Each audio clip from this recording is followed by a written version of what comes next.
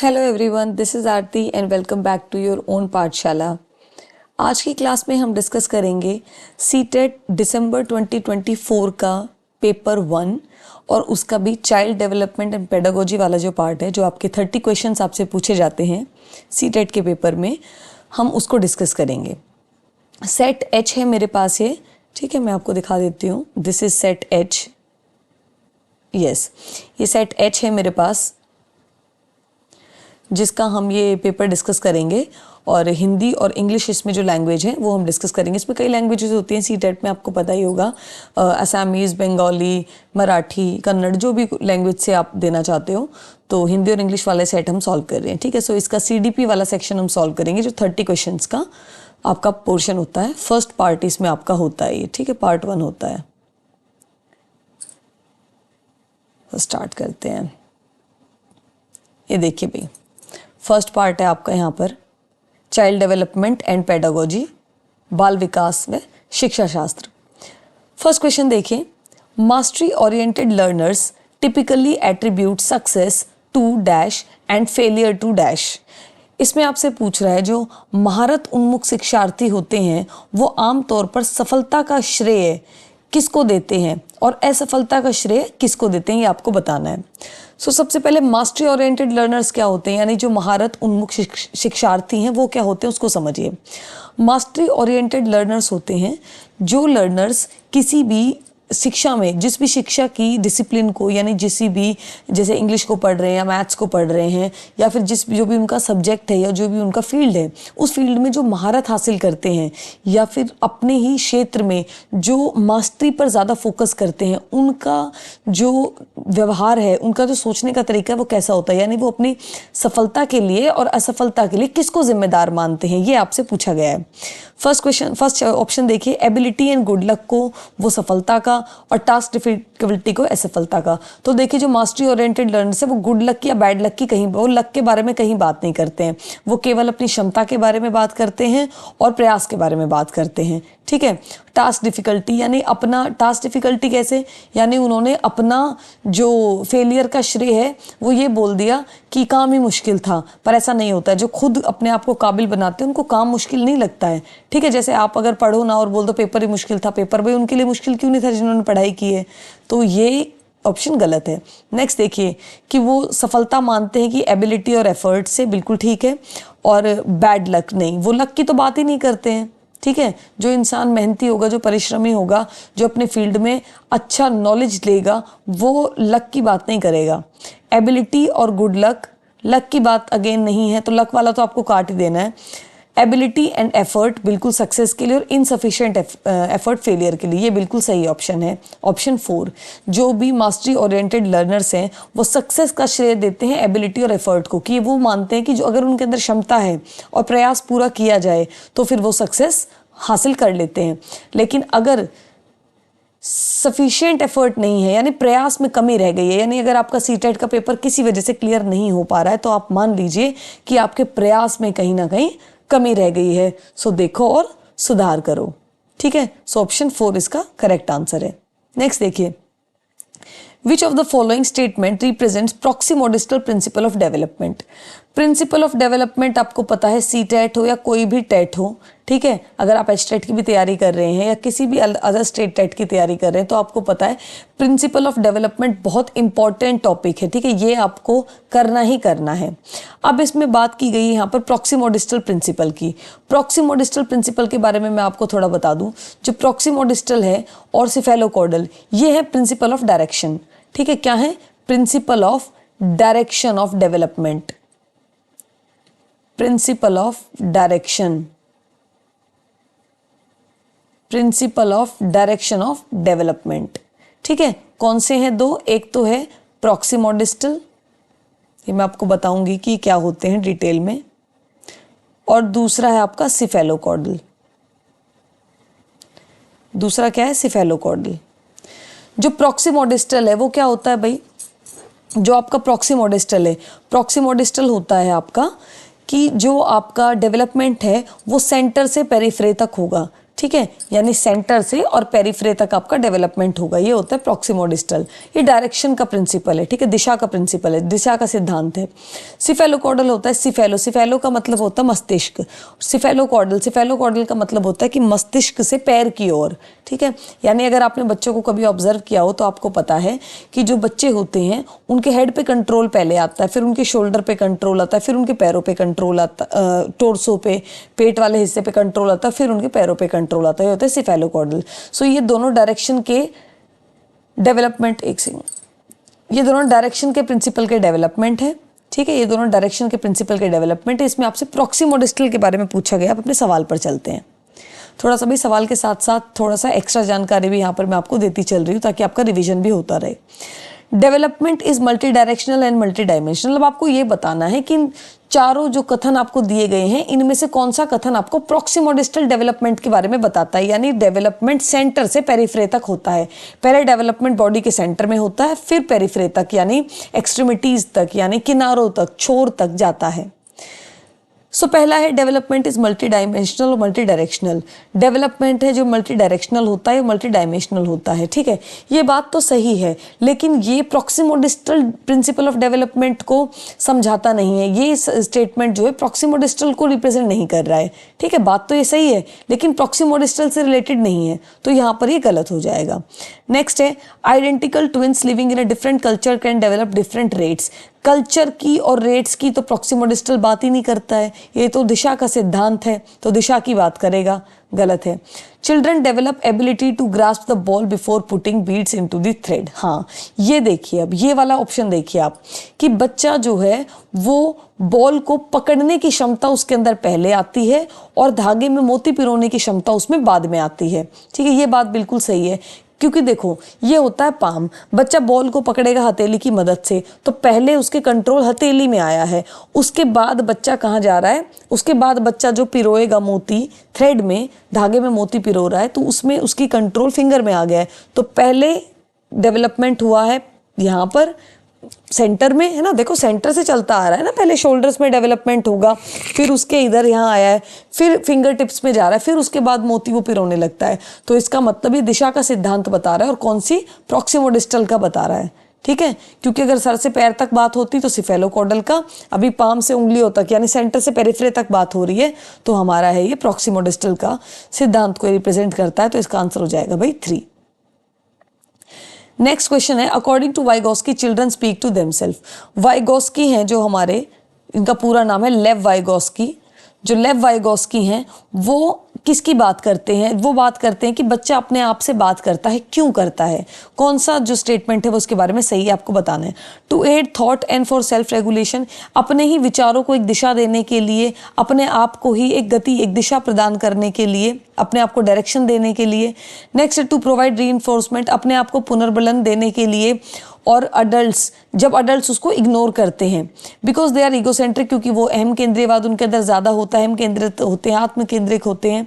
Because their thoughts are illogical, क्योंकि उनके thoughts illogical होते हैं। सो देखिए वाइगोस्की के अनुसार बच्चे स्वयं से क्यों बात करते हैं। भाई वाइगोस्की क्या कहते हैं कि स्वयं से जो वो बात करते हैं, जिसको वो प्राइवेट स्पीच की बात करें, जिसमें बच्चा वो खुद से बात कर रहा है, तो उसमें वो बोलते हैं कि वो अपने अपने विचारों को एक तरह की दिशा दे रहा है ना, विचार और आत्मनियमन में सहायता के लिए, ताकि उसके जो विचार हैं उनको दिशा मिल पाए, वो अपने काम को ढंग से कर पाए, अपने एक्शंस को ढंग से कर पाए।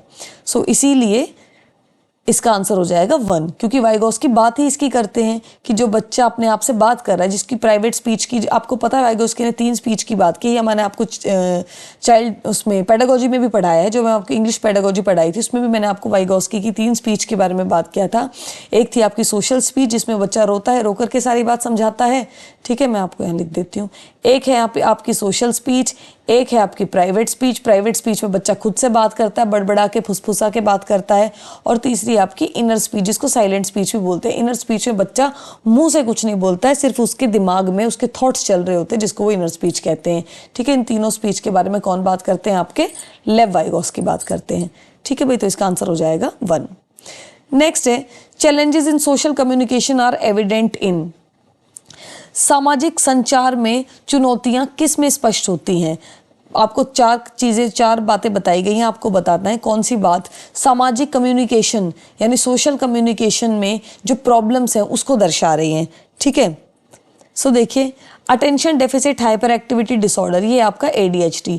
ADHD तो सोशल कम्युनिकेशन की बात नहीं करता है। क्यों? क्योंकि ADHD क्या होता है, जब बच्चा आपका बहुत ज़्यादा हाइपर एक्टिव है, बहुत ज़्यादा एक्टिव है, ज़रूरत से ज़्यादा।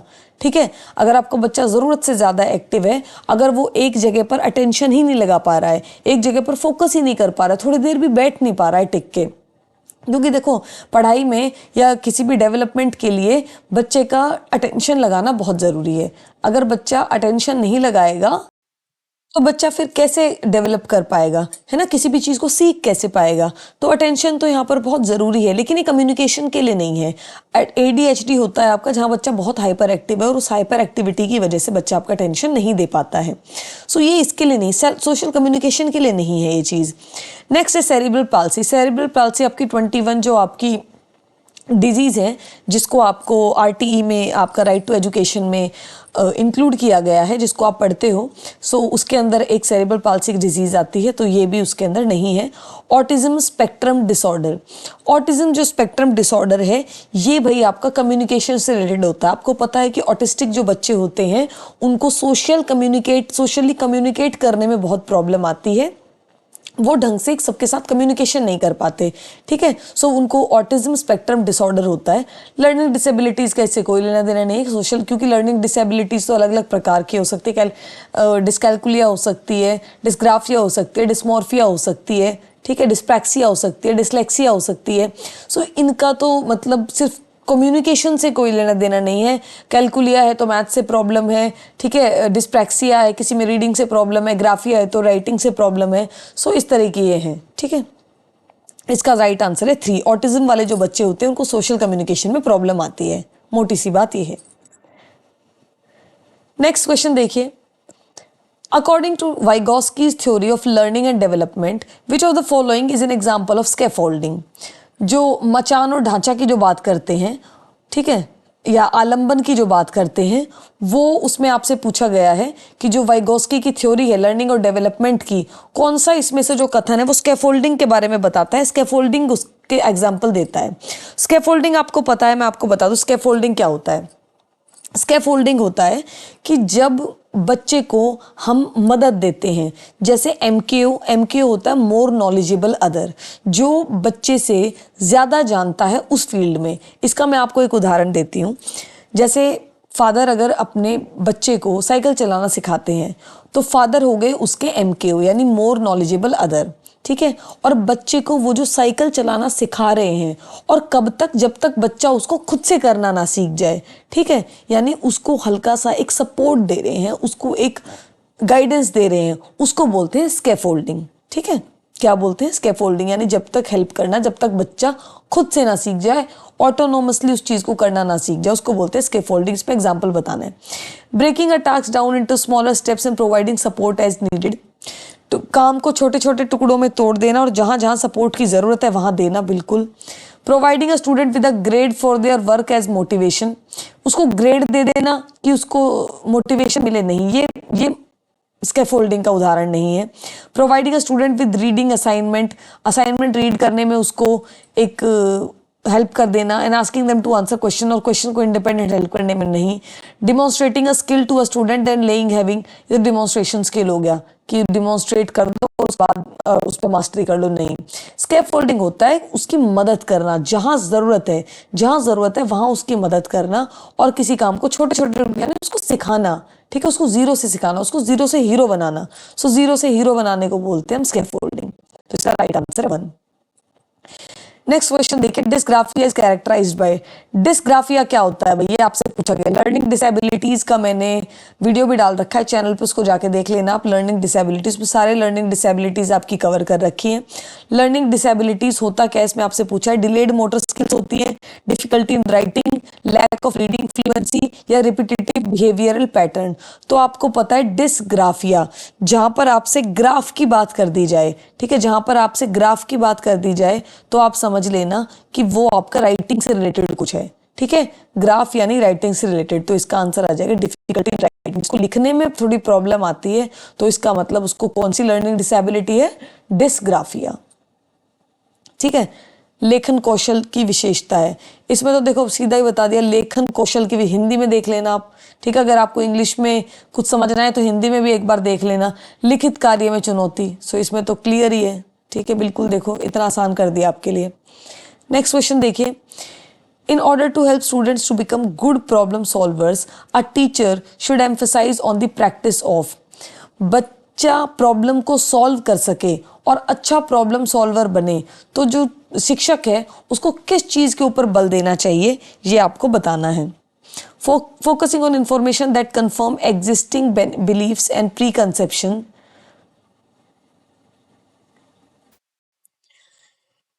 तो देखिए इसमें focusing on information that confirms existing believes and preconceptions, यानी उन समस्याओं,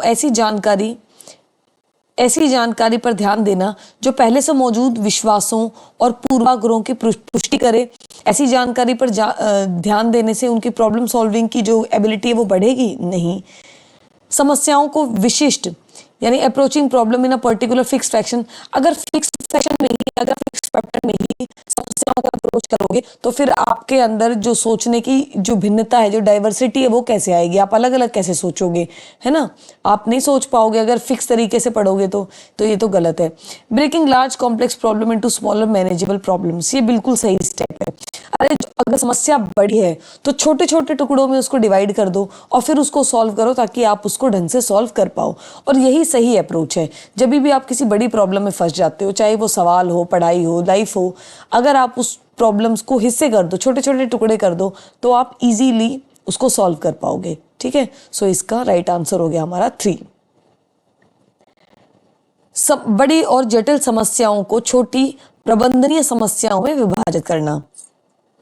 नेक्स्ट देखिए भाई, 8th क्वेश्चन देखिए, असर्शन है यहाँ पर, teacher should use multi sensory material to cater to needs of student in an inclusive classroom. Assertion दिया गया है कि जो शिक्षक है उसको मल्टी सेंसरी मटेरियल यूज करना चाहिए।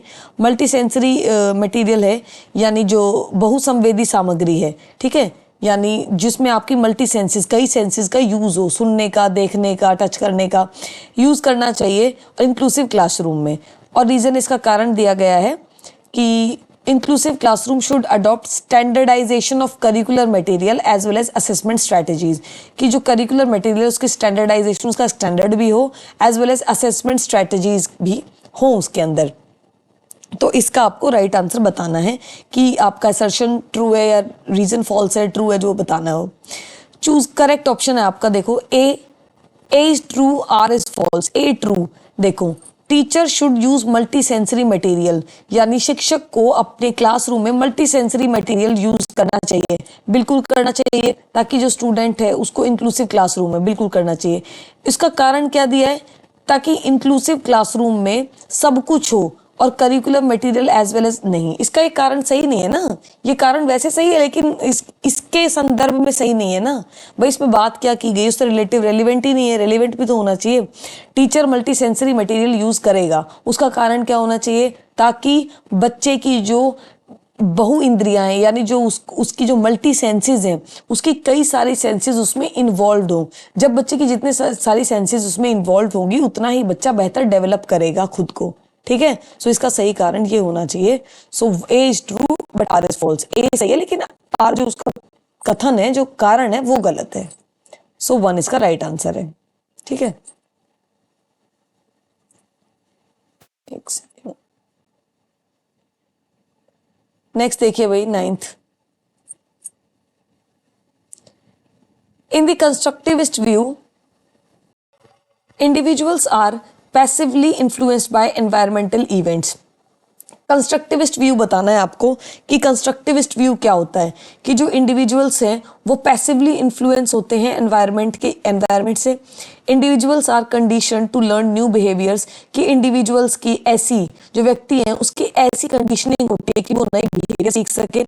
Learning is extending and transforming the current understanding, जो लर्निंग है उसका विस्तार हो रहा है और जो करंट अंडरस्टैंडिंग उसका ट्रांसफॉर्मेशन हो रहा है, यानी उसका फेरबदल हो रहा है, उसको हम बदलते जा रहे हैं।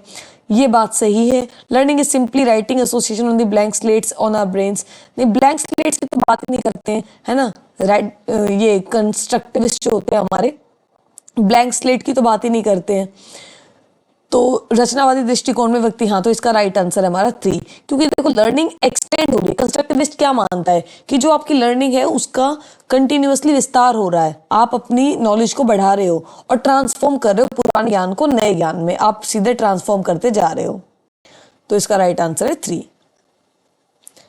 नेक्स्ट क्वेश्चन देखिए, असर्शन है effective teacher familiarise themselves with daily lifes and socio cultural background of learner. जो इफेक्टिव टीचर होते हैं, प्रभावशाली जो शिक्षक होते हैं, प्रभावी शिक्षक होते हैं, वो क्या करते हैं, शिक्षार्थियों के दैनिक जीवन और उनकी सामाजिक संस्कृति पृष्ठभूमि से परिचित कराते हैं शिक्षार्थियों को। बिल्कुल ठीक है, ये तो ठीक है, लेकिन आगे देखते हैं कि इसका रीजन क्या दिया गया है। इसका रीजन दिया गया है learning takes place in a social context. तो ये बातें तो दोनों आपस में रेलिवेंट है कि जो टीचर है वो अपने आप को, अपनी डेली लाइफ्स को सोशल, जो लर्नर्स के जो बैकग्राउंड है उनसे जोड़ते हैं खुद को। क्योंकि जब टीचर अपने आप को लर्नर के बैकग्राउंड से जोड़ेगा तभी तो वो बच्चों की समस्याओं को समझ पाएगा ना, जो उनका रूट कॉज है, कहाँ वो सीख नहीं पा रहे हैं, कहाँ उनको सीखने में समस्या है, कहाँ उनको लिखने में समस्या है, कोई एनवायरनमेंट की प्रॉब्लम, वो टीचर तभी समझेगा। सो इसका right answer both A and R are true and R is the correct explanation of A. बिल्कुल सही है, ठीक है, आर ए की करेक्ट एक्सप्लेनेशन है। सो इस राइट आंसर है 3। नेक्स्ट देखिए, meaningful learning is primarily not about. जो मीनिंगफुल लर्निंग है यानी अर्थपूर्ण अधिगम है, वो किसके बारे में नहीं है। नहीं को ध्यान से पढ़ना है भाई आपको, नहीं को। 3 सही होंगे, एक जवाब गलत होगा। जो मीनिंगफुल लर्निंग है वो आपकी मेमोराइजिंग इंफॉर्मेशन यानी चीज़ों को रट लेना, इसके बारे में होता है। अंडरस्टैंडिंग द कंसेप्ट, कंसेप्ट को समझना, बिल्कुल। अरे मीनिंगफुल, अर्थपूर्ण अधिगम कब होगा, मीनिंगफुल लर्निंग कब होगी, जब कंसेप्ट को समझोगे, है ना। अगर आपने कंसेप्ट को समझा ही नहीं, सीधा रट्टे मार दिए, तो कैसे मीनिंगफुल लर्निंग, मीनिंगफुल लर्निंग नहीं हुई। तो ये हमारा सही है बिल्कुल। कंस्ट्रक्टिंग नॉलेज, नॉलेज का विस्तार करना है, बिल्कुल, नॉलेज को बढ़ाना है, ये भी सही है। डेवलपिंग स्किल्स, स्किल्स को भी आपको डेवलप करना है ना, बिना स्किल्स को डेवलप किए फिर नौकरी नहीं मिलेगी। कितना भी आप पढ़ लो, कितना भी बीटेक में नंबर ले आना, कितने भी आप डॉक्टर में नंबर ले आना, स्किल्स भी तो डेवलप होनी चाहिए। तो ये तीनों सही हैं। सही कौन सा नहीं, मेमोराइजिंग इन्फॉर्मेशन, यानी आपको रट्टाफिकेशन नहीं करनी है, चीज़ें रटनी नहीं है आपको कि नॉलेज को भर लेना है दिमाग के अंदर। तो इसका राइट आंसर है हमारा 1। रटना नहीं है आपको चीज़ों को, आपको समझते हुए चीज़ों को चलना है।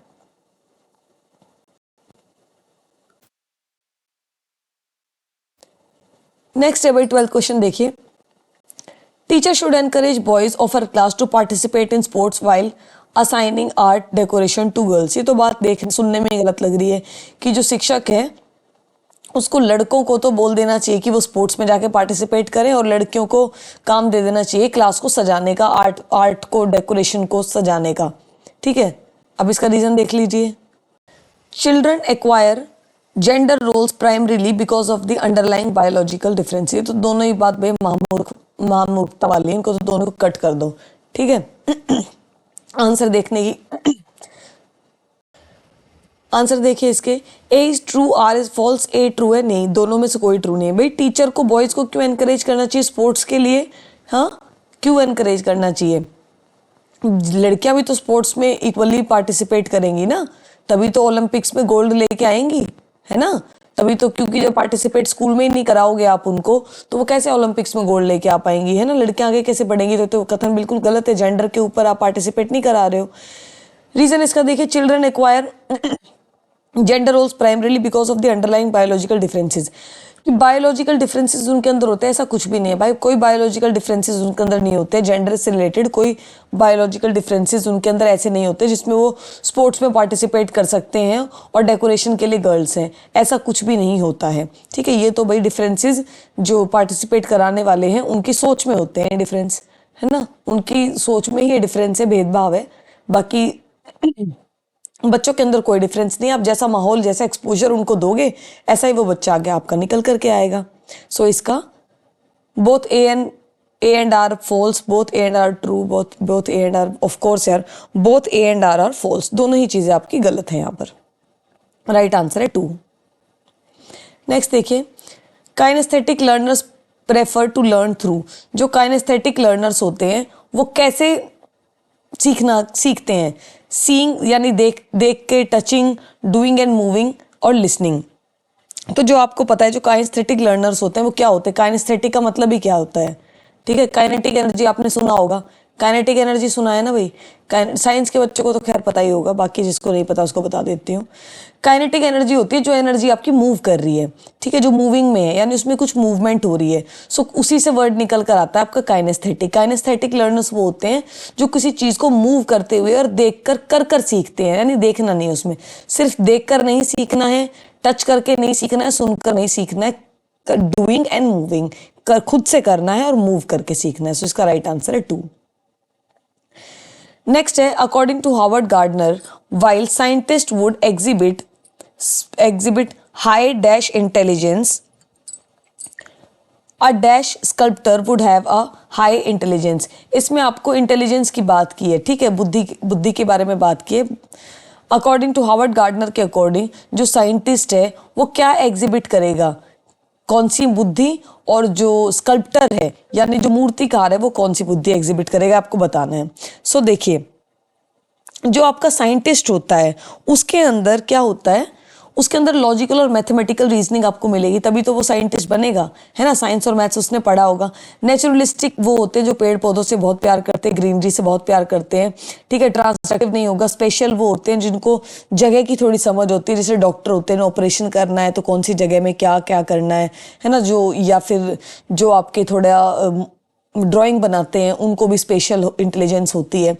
तो लॉजिकल मैथमेटिकल रीजनिंग की बात करते हैं कौन? साइंटिस्ट। और जो आपका स्कल्प्टर होगा वो बॉडीली काइनेस्थेटिक की बात करेगा, है ना। बॉडीली काइनेस्थेटिक की बात करेगा कौन? स्कल्प्टर, ठीक है। सो राइट आंसर है आपका 3। नेक्स्ट देखिए, inclusion needs to B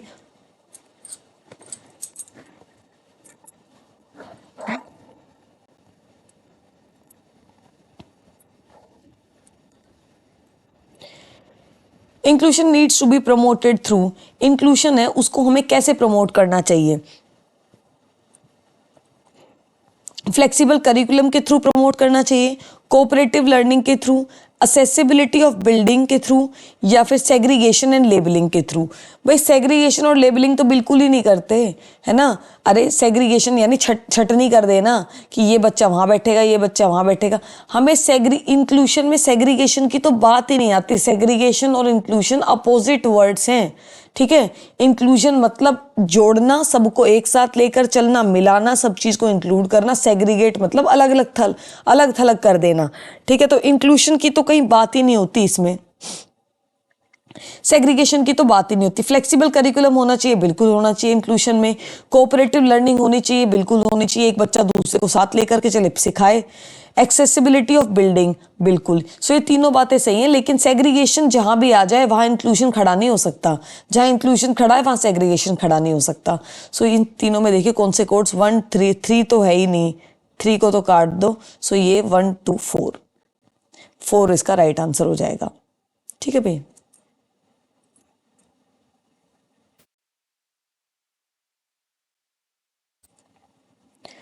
next देखिए, children learn better if they experience. बच्चे अच्छे से सीखते हैं जब वो क्या एक्सपीरियंस करते हैं? Low level of alertness. एक second,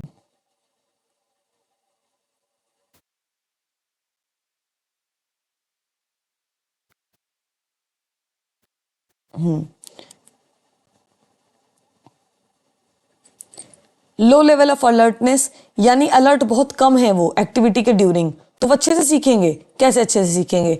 moderate level of excitement to learn. अगर सीखने में उनका जो एक्साइटमेंट है वो मॉडरेट लेवल का है, बहुत ज़्यादा उनके अंदर एक्साइटमेंट नहीं है, तो वो अच्छे से सीखेंगे। High degree of anxiety to perform करने में उनको चिंता ही बहुत ज़्यादा है। एंग्जाइटी वर्ड आ गया तो बेटर परफॉर्मेंस कैसे आ जाएगी, बेटर लर्निंग कैसे हो जाएगी? एंग्जाइटी में तो नहीं हो सकती ना। लर्न हेल्पलेसनेस, अगर वो हेल्पलेस है बिल्कुल ही तो कैसे सीखेंगे? नहीं सीखेंगे, तो सब नेगेटिव टर्म्स है। देखो सीटेट में आप टैग्स को पढ़ो, टर्म्स को पढ़ो, है ना। पॉजिटिव नेगेटिव टर्म्स को जरूर पढ़ना, टैग्स को जरूर पढ़ना, आंसर मिल जाएगा। तो यहाँ पर आपका क्या हो जाएगा, मॉडरेट। यानी अगर सीखने के लिए उनकी जो एक्साइटमेंट है वो मॉडरेट लेवल की है तो लंबे टाइम तक चलेगी, तो वहीं वो बच्चा अच्छे से सीख पाएगा। इसका राइट आंसर हो जाएगा 2। नेक्स्ट देखिए भाई 17।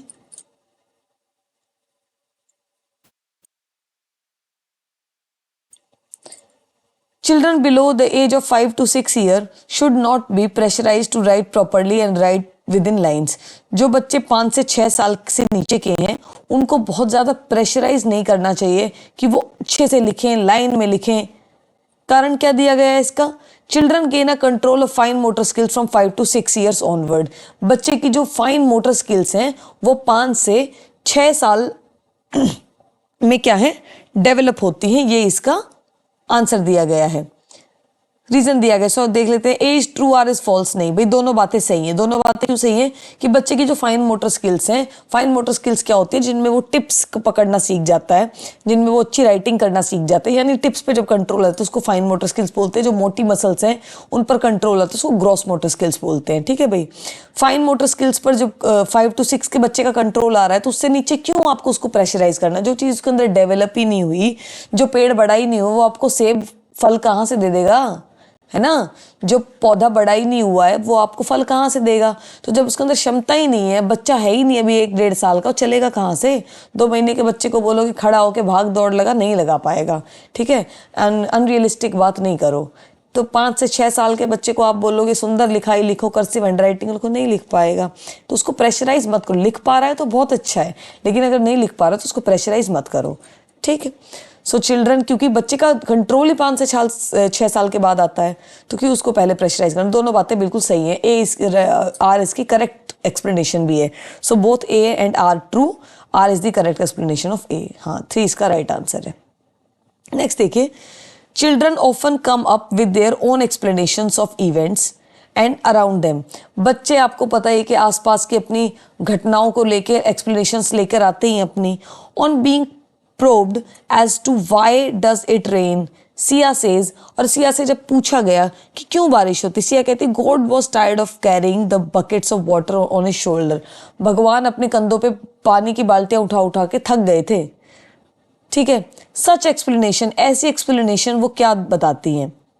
Depict children have an egocentric view, कि उनका जो व्यू है वो आत्म केंद्रिक है। ठीक है, यानी वो खुद में ही लीन इतने ज्यादा हैं कि उनको ऐसी बातें सोचने को मिलती हैं, कैन नॉट कंसिडर, और दूसरे का व्यू पॉइंट कंसिडर नहीं कर सकते। इतने तो बड़े बच्चे हुए ही नहीं ना अभी। जो बच्चा इतना छोटा ये एक्सप्लेनेशन दे रहा है वो इतना समझदार ही नहीं है कि वो दूसरों का व्यू पॉइंट समझे, ये समझे, तो ये तो गलत है। Illustrate the children are not capable of any reasoning, कि बच्चे रीजनिंग के कैपेबल नहीं। अगर रीजनिंग के कैपेबल नहीं है तो बच्चा ये तर्क भी नहीं दे रहा होता। बच्चा तर्क तो दे रहा है ना, सो बच्चा कुछ तो तर्क दे रहा है, तो रीजनिंग के तो वो कैपेबल हैं।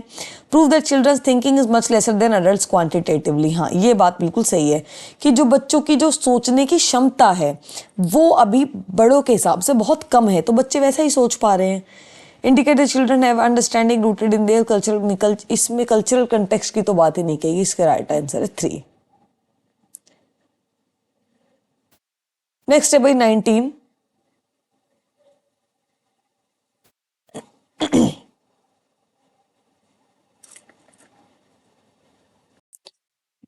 पियाजे describes cognitive development as occurring इन।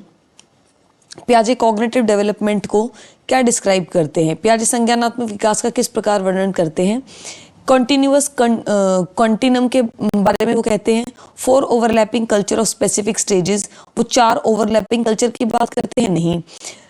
4 क्वालिटेटिवली डिफरेंट स्टेजेस, हाँ 4 डिफरेंट स्टेजेस की बात करते हैं। किस किस की बात करते हैं कॉग्निटिव डेवलपमेंट में पियाजे, SPCF, sensory motor stage, pre operational stage, concrete operational stage और फॉर्मल ऑपरेशनल स्टेज। इन 4 स्टेजेस के बारे में पियाजे बात करते हैं। ठीक है, 3 प्रोग्रेसिव लेवल्स ही नहीं, पियाजे इन 4 स्टेजेस के बारे में बात करते हैं। एक सेकेंड,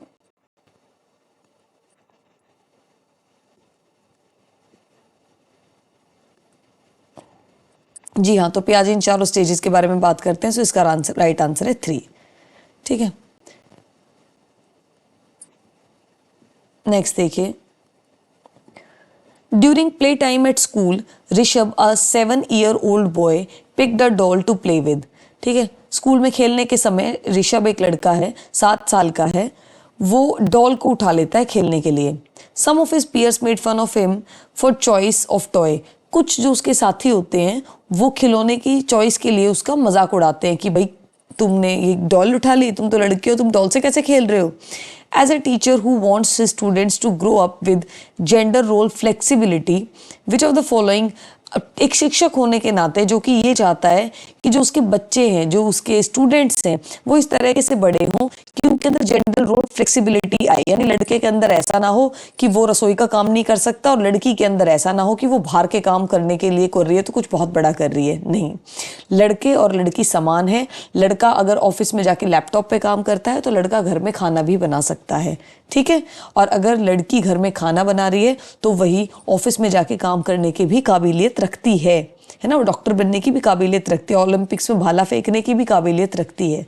सो जेंडर बाइसनेस नहीं होनी चाहिए, जेंडर के हिसाब से काम नहीं होना चाहिए, जेंडर फ्लेक्सिबिलिटी होना चाहिए, सिचुएशन के हिसाब से काम होना चाहिए। सो अगर आप अपने स्टूडेंट्स के अंदर ये चीज़ इनकलकेट करना चाहते हो तो आप कौन सी चीज़ों को बढ़ावा दोगे।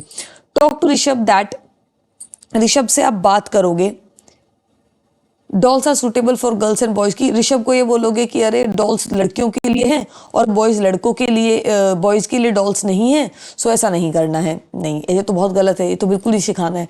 Tell Rishabh that he should play with something else, because आप ऋषभ को जाके बोलो कि जाओ किसी और चीज़ से खेलो, क्योंकि उसके फ्रेंड्स जो हैं उनको तुम्हारा डॉल से खेलना अच्छा नहीं लगेगा। नहीं भाई, फ्रेंड्स से क्या लेना देना। अगर फ्रेंड्स किसी सही चीज़ को सराह नहीं सकते हैं तो वो दोस्त नहीं है, उनको दोस्त मत बनाओ।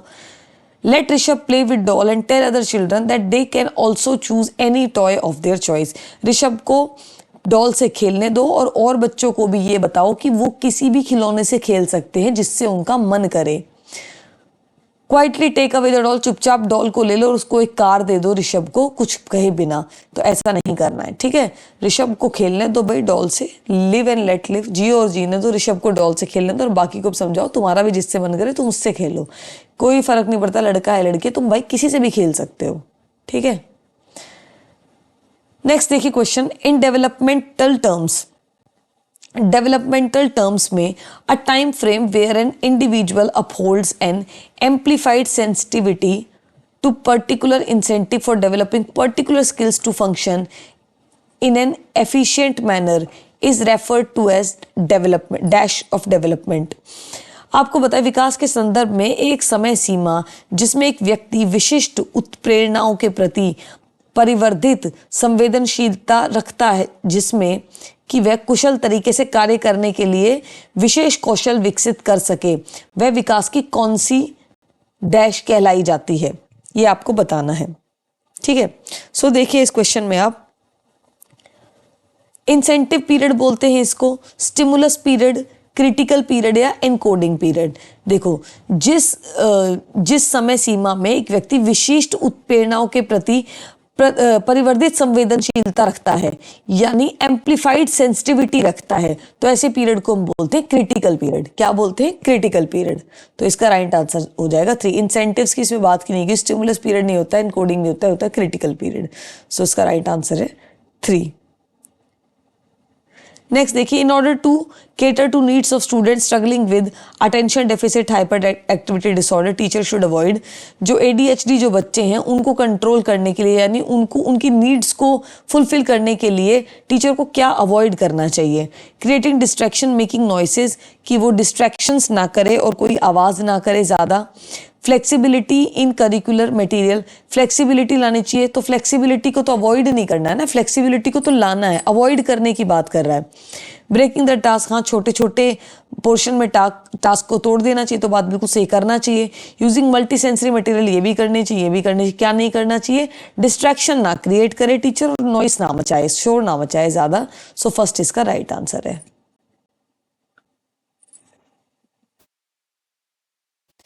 नेक्स्ट है भाई, Lawrence Kohlberg argued that, Lawrence Kohlberg क्या कहते हैं, किस चीज़ के बारे में आर्ग्यू करते हैं?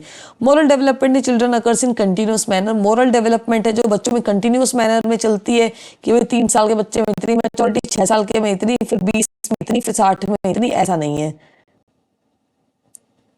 ठीक है। मॉरल डेवलपमेंट इस हिसाब से नहीं चलती है। नेक्स्ट देखिए, there are cultural differences in moral reasoning of children. बच्चे जो मॉरल रीजनिंग करते हैं, जो तर्क देते हैं, अपना नैतिक तर्क देते हैं, उसमें कल्चरल डिफरेंसेस होते हैं। ऐसा भी कुछ नहीं होता है, ठीक, कल्चरल का उसमें कोई डिफरेंस नहीं होता है मॉरल तर्क में। मॉरल डेवलपमेंट अकर्स प्रोग्रेसिवली इन स्टेजेस, स्टेजेस में अकर होती है, बिल्कुल वो बात करते हैं, है ना, छह स्टेजेस की वो बात करते हैं और 3 लेवल्स की बात करते हैं। There are gender differences moral reasoning in children, नहीं, हर चीज़ में जेंडर डिफरेंसेस नहीं ढूंढने की बेफालतू में ज़रूरत है आपको।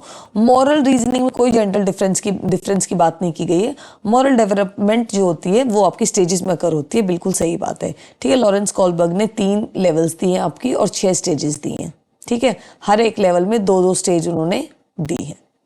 नेक्स्ट देखिए, at which level of Kohlberg moral development does individuals ethical behavior mainly depends on mindset that what do people think of me।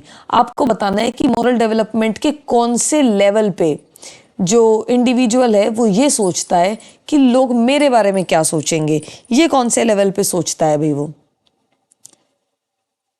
Post conventional, non conventional तो कुछ होता ही नहीं है। 3 स्टेज हैं। पोस्ट कन्वेंशन, एक होती है प्री कन्वेंशनल, एक होती है फिर कन्वेंशनल और एक होती है पोस्ट कन्वेंशनल। ये 3 स्टेज है। तो बच्चा इसमें जो कन्वेंशनल स्टेज होती है ना, उसमें ये सोचता है कि लोग मेरे बारे में क्या सोचेंगे, ठीक है। जो प्री कन्वेंशनल स्टेज होती है उसमें तो आपको पता है आपका पनिशमेंट और ओबीडियंट वाला चीज़ हो जाती है, ठीक है, और रूल्स को ब्रेक करने वाली चीज़, रूल्स ब्रेक हुए तो पनिशमेंट भी वो वाली चीज़ होती है। लेकिन जो कन्वेंशन लेवल है उसमें बच्चा सोचता है कि आपका लोग मेरे बारे में क्या सोचेंगे, what do people think of me. So इसका राइट आंसर है 4, ठीक है, 4 इसका राइट आंसर है। नेक्स्ट देखिए, अकॉर्डिंग टू जीन पियाजे a child who is unable to understand the logic behind simple mathematical reversal. Jean पियाजे के अकॉर्डिंग अगर बच्चा रिवर्सिबिलिटी यानी रिवर्सिबिलिटी को नहीं सीख रहा है कि 4 + 5 9 होता है तो 9 - 5 4 होता है, इस रिवर्सिबिलिटी के रूल को नहीं समझ पा रहा है, तो वो क्यों एनिमिस्टिक थिंकिंग है वो, कि वो एनिमिस्टिक थिंकिंग वो होती है जो अजीब जो चीज़ होती है उनको भी जीव समझने लगता है। नहीं, ये थोड़ी है, वो तो अजीब चीज़ को सजीव चीज़ तो वो होती है जिसमें चंदा को मामा कहने लगे, ठीक है। इरिवर्सिबिलिटी ईगोसेंट्रिज्म नहीं है, परसेप्चुअल सेंट्रेशन नहीं, इरिवर्सिबिलिटी यानी अभी उसके अंदर इरिवर्सिबिलिटी वाला कॉन्सेप्ट उसके अंदर डेवलप नहीं हुआ है। वो बच्चा भी समझ नहीं पा रहा है कि 4 में 5 जोड़ दो तो 9 हो जाएगा और 9 में से 5 घटा दो 4 हो जाएगा। इस चीज़ को वो समझ नहीं पा रहा है, तो इसका राइट आंसर है 2। नेक्स्ट देखिए, teacher should distance themselves, assertion है teacher should distance themselves from students and place primary responsibilities for learning on them only. Teacher को बच्चों से दूर हो जाना चाहिए और जो प्राइमरी रिस्पॉन्सिबिलिटी है सीखने की वो उन्हीं के ऊपर डाल देनी चाहिए। बहुत बढ़िया बात है, ऐसे नहीं होता है, ठीक है, ये गलत है। Learning take place effectively in an authoritative rather than a democratic environment. Learning जो है वो आपकी अथॉरिटेटिव में होती है, डेमोक्रेटिक एनवायरनमेंट में नहीं होती है। दोनों ही गलत है, ये ना तो इससे रेलिवेंट है और ये आपस में मतलब अकेले भी दोनों गलत है, ना रेलिवेंट है, ठीक है। सो 26 का जो राइट आंसर है वो है 2, दोनों ही गलत है, बोथ आर फॉल्स। नेक्स्ट देखिए,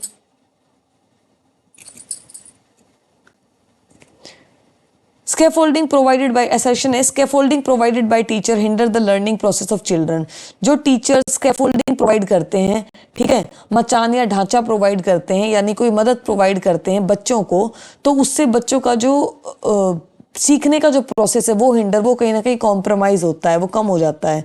नहीं, ऐसा नहीं है, ये चीज़ तो गलत है ना, ऐसा थोड़ी है। स्कैफोल्डिंग तो टीचर प्रोवाइड किस लिए करता है, ताकि बच्चों को आसानी हो सके। बच्चे खुद से करना सीख जाते हैं तो स्कैफोल्डिंग बंद हो जाती है। स्कैफोल्डिंग तो अच्छे के लिए, बच्चे को आता नहीं। स्कैफोल्डिंग, जब बच्चे को साइकिल चलानी नहीं आती है तो उसको स्कैफोल्डिंग करके साइकिल नहीं चलाना सिखाओगे, उसको थोड़ा सपोर्ट नहीं करोगे, जहाँ उसको ज़रूरत है रोकोगे नहीं, गिरने दोगे धड़ाम से, ऐसे नहीं है, ठीक है, ये गलत है। लेव Vygotsky propose that children learn independently bye acting upon and manipulating the environment. लेव वाइगोस्की ये कहते हैं कि जो चिल्ड्रन है वो इंडिपेंडेंटली सीखते हैं देख देख कर और एनवायरनमेंट को मैनिपुलेट करके। नहीं, ऐसा नहीं है, बोथ आर फॉल्स, दोनों ही कथन गलत है, ना तो ये सही है ना ये सही है, ठीक है, बोथ आर फॉल्स। नेक्स्ट देखिए, which of the following correctly describe extrinsic motivation. कौन सा इसमें जो एक्सट्रिंसिक मोटिवेशन की जो बाहरी अभिप्रेरणा, एक होता है इंट्रिंसिक मोटिवेशन। इंट्रिंसिक मोटिवेशन वो होता है जिसमें मोटिवेशन आपको अंदर से ही आता है, ठीक है। जैसे अगर आप सोचो कि मुझे पढ़ना है, सीटेट क्लियर करना, आपको अंदर से यार नहीं मुझे पढ़ना है, बेशक से रात के 11 बज रहे हैं, मैं अब फ्री हूँ तो मुझे भी पढ़ना है, ये होता है एक्सट्रिंसिक मोटिवेशन, ठीक है। मुझे अपने लिए पढ़ना है, मुझे अपनी जॉब क्लियर करनी है, मुझे पढ़ना है। एक्सटेंसिव मोटिवेशन क्या होता है, अरे मेरे दोस्त ने सीटेट क्लियर कर लिया, मेरा नहीं हुआ, अब लोग बाग उसकी कितनी तारीफ कर रहे हैं, अब उस तारीफ के लिए मुझे भी पढ़ना है, मुझे भी क्लियर करना है, ठीक, वो होता है एक्सट्रिंसिक मोटिवेशन। अब आपको बताना है कौन सा डिस्क्राइब एक्सट्रिंसिक को नहीं करता है। Motivation that comes from environment, environment consequences से जो आता है वो करता है एक्सट्रिंसिक को। ये आपको जो एक्सट्रिंसिक से आता है वो बताना है। जो एनवायरमेंटल कॉन्सिक्वेंसेस से आता है वो एक्सट्रिंसिक होता है, जी हाँ होता है। Motivation that from sense of personal satisfaction के लिए खुद से आ रहा है ना, तो इंट्रिंसिक हुआ जो खुद से आ रहा है, पर्सनल है। Motivation that comes from personal enjoyment, खुद को मजा आ रहा है, ठीक है, मुझे पढ़ाने में मजा आता है, टीचिंग मेरा पैशन है तो मुझे मजा आ रहा है ना, ये मेरा मोटिवेशन इंट्रिंसिक है, किसी को देख के नहीं काम हो रहा है ये।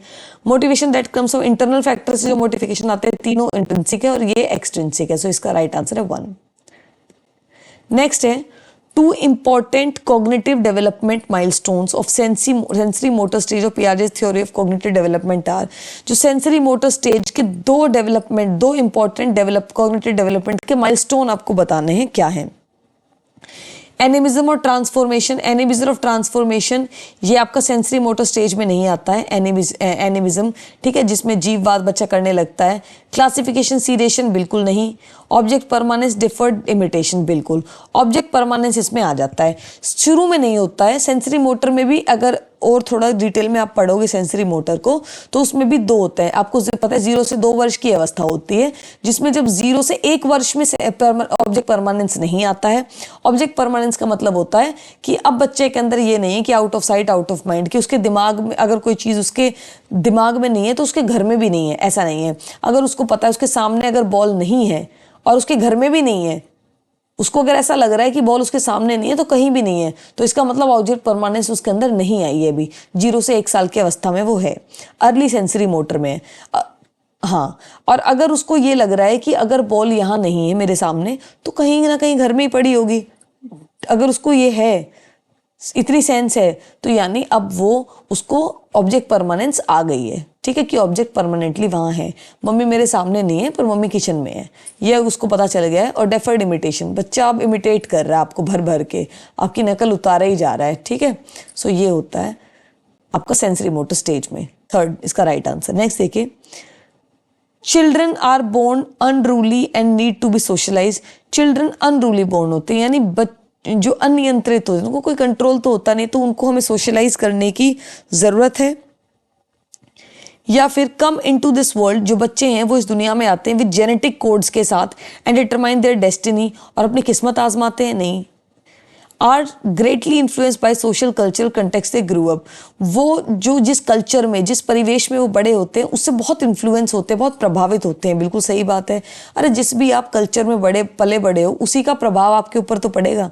कम into this world as tabula rasa और ब्लैंक स्लेट की तरह नहीं, ऐसा कुछ नहीं है, ठीक है। तो इसका राइट आंसर है 3, कि बच्चे वो अपने सोशल कल्चर से बहुत इन्फ्लुएंस होते हैं, ये सही बात है, ठीक है। सो ये थे भैया आपके क्वेश्चन, 30 क्वेश्चंस थे ये आपके, कंप्लीट हो गए हैं। यहाँ पर ये आपके 30 क्वेश्चंस कंप्लीट होते हैं CDP के, जो कि आपका सेट H था मेरे पास, हिंदी और इंग्लिश वाला। ऐसे ही हम इसके जुलाई 2024 वाले पेपर भी सॉल्व करेंगे। CDP के पोर्शन हम पहले कर रहे हैं, फिर मैं आपको इंग्लिश का भी कराऊंगी इसमें। उम्मीद है आपको क्लास पसंद आ रही है। अगर आपको मेरे एफर्ट्स, मेरी क्लासेस पसंद आती है तो प्लीज़ लाइक शेयर सब्सक्राइब ज़रूर किया कीजिए। चैनल को सब्सक्राइब करें अगर अभी तक नहीं किया है। ऐसी informative videos, content related videos, आपके एग्जाम ओरिएंटेड वीडियोस आपके लिए मैं लाती रहूँगी। और अगर आपको वीडियो ज़रा सी भी हेल्पफुल लगती है, अगर आपके एग्जाम में इसकी मदद होती है, अगर आपको लगता है तैयारी में इससे आपको बूस्ट मिला है, तो प्लीज़ एक लाइक ज़रूर कीजिएगा। आपका एक लाइक मेरे लिए बहुत मैटर करता है। सो प्लीज़, और शेयर कीजिएगा अपनी लर्नर्स कम्युनिटी के साथ, जिस भी ग्रुप्स में आप हैं प्लीज़ उसके साथ शेयर कीजिएगा। ठीक है। सो मिलते हैं नेक्स्ट वीडियो में नेक्स्ट टॉपिक के साथ। आगे मैं अभी ये सीटेट के पेपर हैं, सीटेट का पेपर आपको पता है 8 फेब को है, तो इसी सीरीज़ को मैं कंटिन्यू रखूँगी। इसके मैं पेपर जितने हो सकते हैं मैं उतनी सॉल्व कराने की कोशिश करूँगी, स्पेशली CDP और इंग्लिश का पोर्शन। और इंग्लिश का मैंने आपको कंप्लीट करा रखा है सिलेबस, आप चैनल पे जाके रिविजन भी कर सकते हैं। So thank you.